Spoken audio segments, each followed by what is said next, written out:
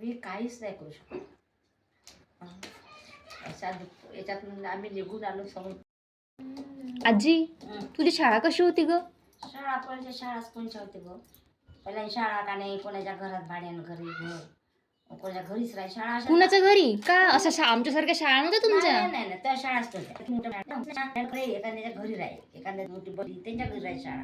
अशा शाळा नव्हत्या तुमच्यासारख्या. तुम्हाला किती शाळा मोठ्या मोठ्या आहे तुमच्या. हो. शाळा होते मग शिकासाठी ते पोरं जायचे लहान लहान दप्तर घेऊन. एवढचा थैला घ्यायचा. थैला दप्तर पण नव्हते का? नाही नाही, एक थैला एक पाटी. आणि ती अलंपलकी नाही का लहानची अंकलिपी.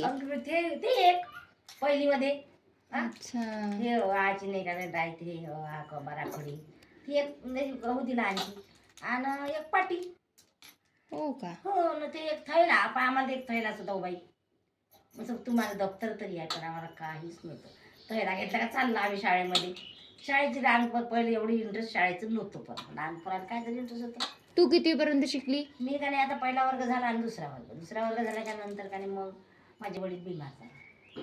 मग बिमार झाल्यानंतर आम्हाला शाळेत थोडीशी तीच होती ना. ते माझ्या पुतण्या आहे गावाला ते आडवीला, तर बाबा चाल म्हणे माझीवाले तिकडे गेल्याच्यानंतर मग माझी शाळा त्या दिवशी मग ती बोलली समजा तिथं नेऊन ठिकाण नाव करून टाकला नाही, नाव टाकणार आहे पण टाकलं. त्या शाळेत जात होती गाडीला.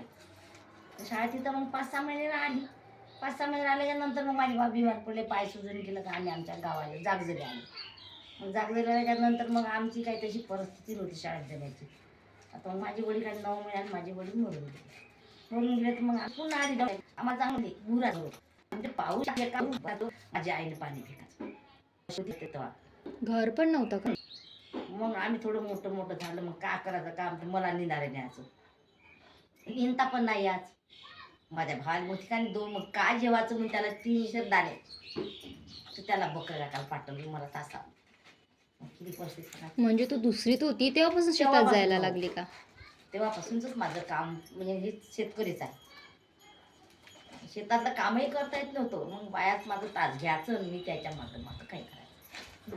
ते काही मुले होते ना त्या कानुलीचे, ते मला मग गाणं म्हणायला लावायचं. मग शोभा कान मला पोदाने साडायला लावायचं.